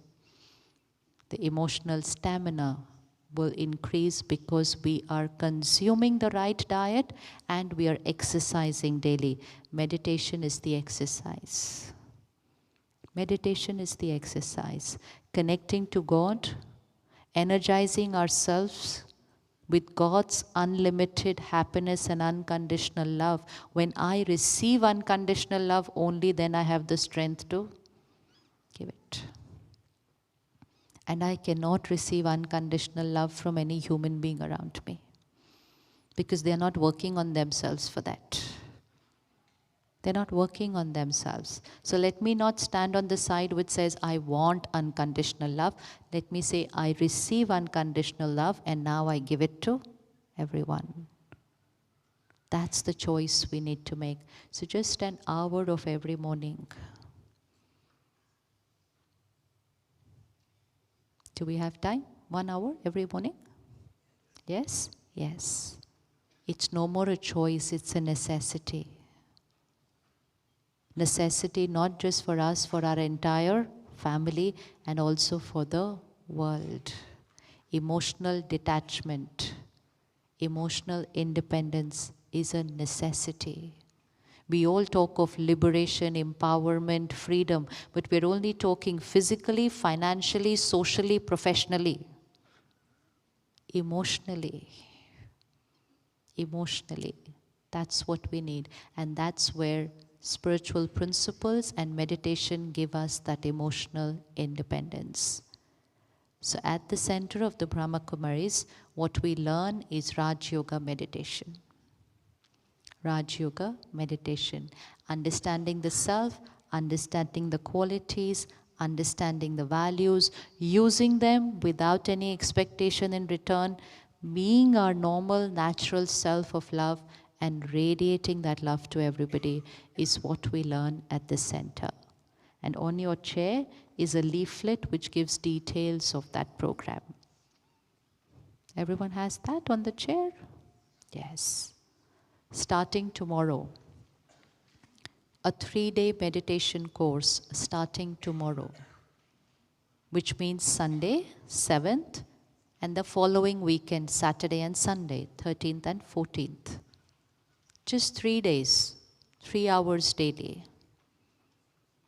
To know myself, to understand my strengths, weaknesses, to understand God, understand my relationship, and establish that connection and the art of meditation. 3 days, 3 hours daily. And all that we do at the Brahma Kumaris, the workshops, the courses, the programs, everything is absolutely a service to the community. There's never a cost attached. And all these 3 days, the meditation course will be done in all the 3 languages: Hindi, English, German, all 3 languages. Nothing can get simpler than. Nothing can get simpler than that. All that we have to do is take the decision to experiment. Take the decision to experiment.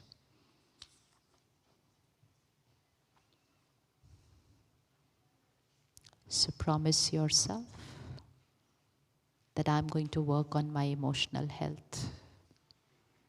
The world has today started talking about depression, which means it's no more about emotional health, it's shifted to a mental health issue.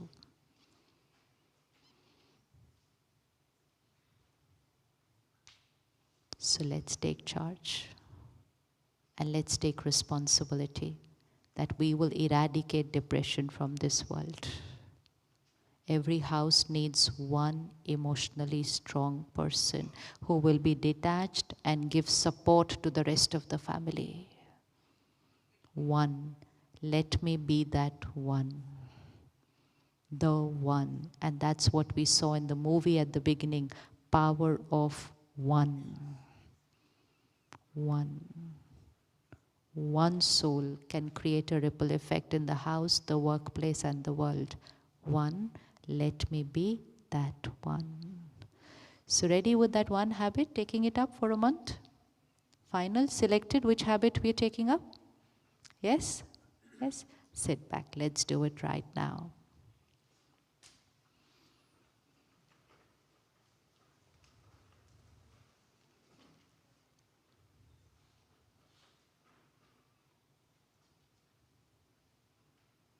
The next 15 minutes as we walk out and drive home, we will be in silence. Silence gives the soul strength and the time to introspect and check. Awareness, because I start looking at my thoughts and feelings. And when I can see it, I can change it. The next 15 minutes as we walk out, we'll spend that time with ourselves in silence. Creating that beautiful right thought and attitude, which is going to replace my old habit. And as we walk out, we will get a blessing card. Each one's blessing will be different.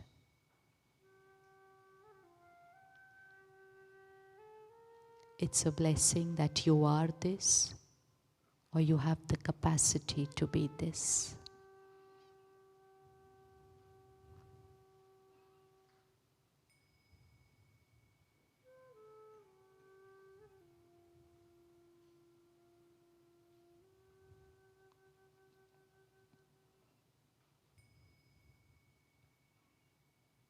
Let the body relax. Take 3 deep breaths.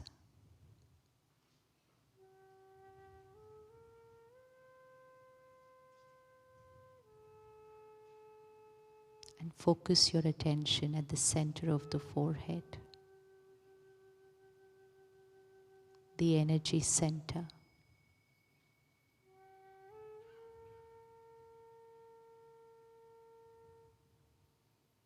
The seat of the soul.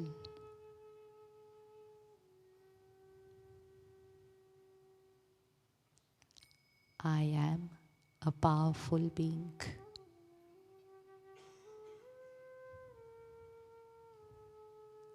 I am a powerful being.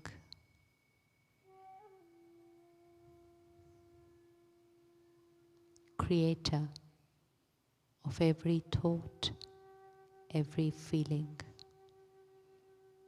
I am the creator. Creator of my habit. Creator of my personality.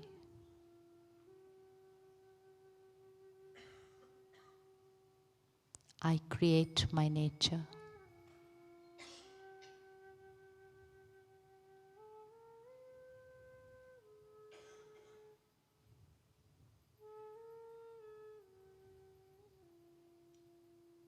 I choose, I create.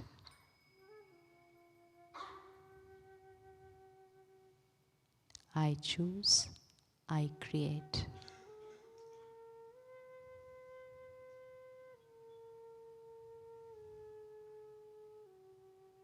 I can change any habit. Changing a habit is natural and simple for me.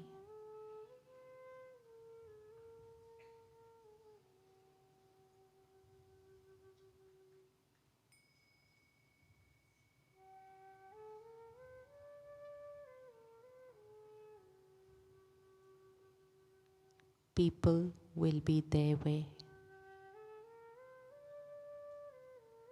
I use my habit.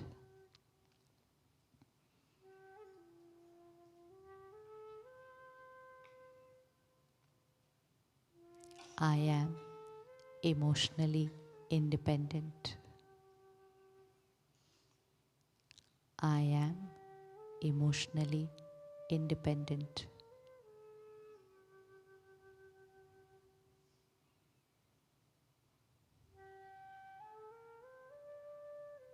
I accept each one as they are.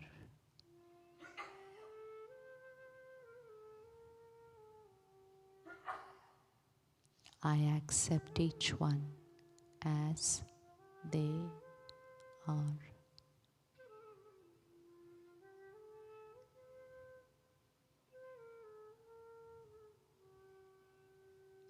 God loves me unconditionally. God loves me unconditionally.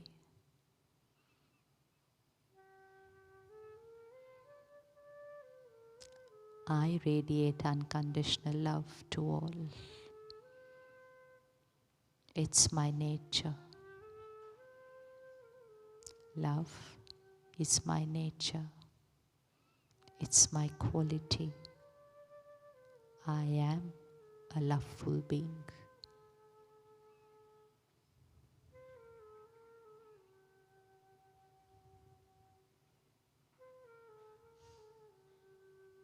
I need nothing from them.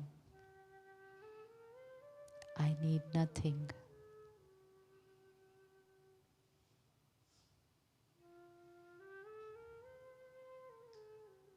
I give because it's my value. It's my quality. I need nothing from them.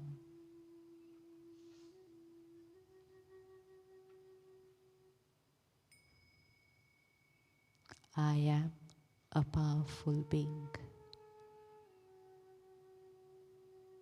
I watch, read, listen, eat and drink only that which is emotionally healthy. Watch, read, listen, eat, drink high vibration content.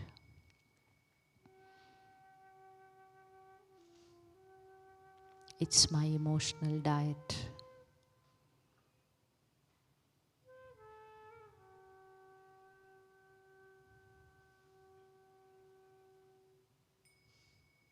It's who I become.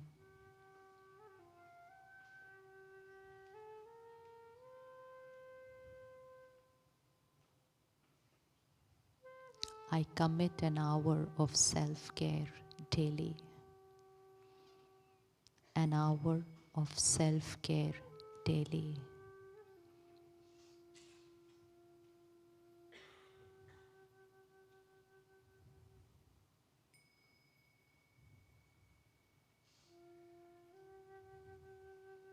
Emotional health is my priority. Emotional health is my responsibility.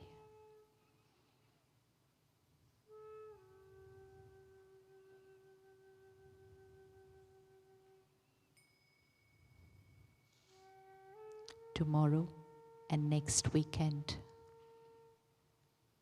Sister Sudesh, whom we met at the beginning of the program,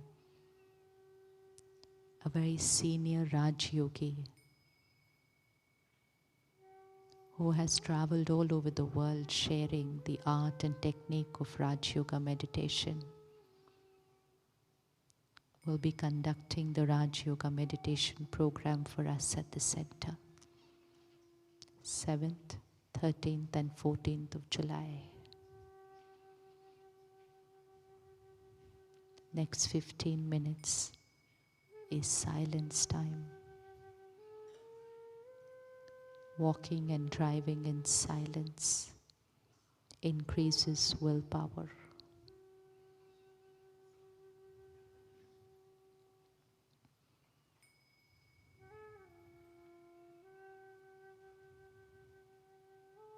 Requesting the first 3 rows to start moving out. First 3 rows. In silence, like angels, light, radiating light and power to the world.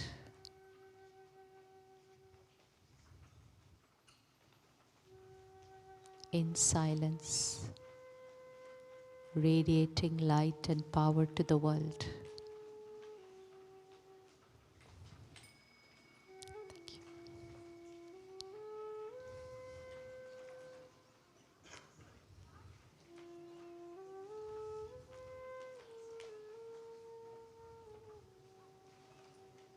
Next 3 rows. Next 3 rows.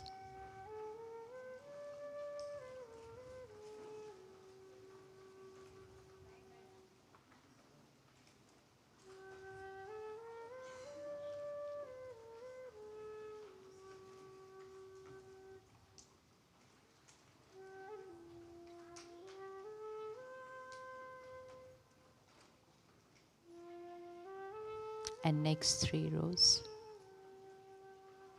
Next 3 rows. Next 3 rows.